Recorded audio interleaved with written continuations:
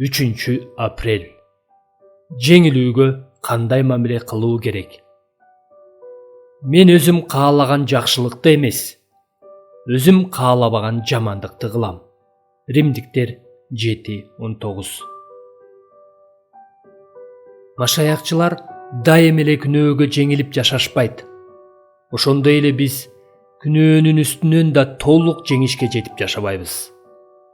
Биз күнөөнү жеңе албаган учурларда Римдиктер 7-бөлүм 13-аяттан 25-аятка чейин бизге чыныгы машаякчылык буга кантип жооп бериш керектигин көрсөтөт.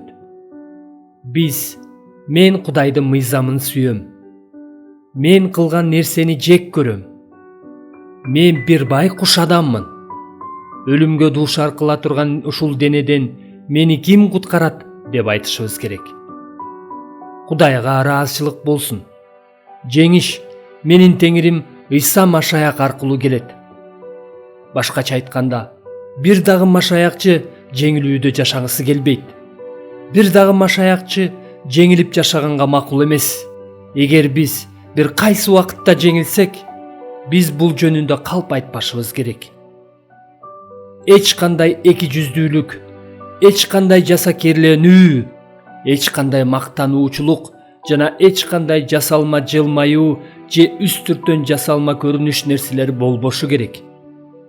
Ошондой эле Кудай бизди өзүбүздүн кемчиликтерибизге карата сокурчулуктан жана анын натыйжасында башкаларды тез эле сынга алуудан сактасын.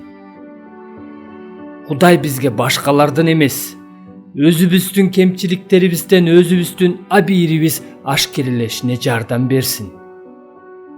Элчи Павыл бул текстте «Мен бир байкуш адаммын.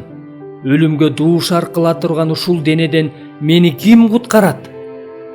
Теңирибиз Ыйса Машаяк аркылуу Кудайга ыраазычылык билдирем деп жазгандай, Кудай бизге чынчылдык, ак ниеттүүлүк жана момундук берсин.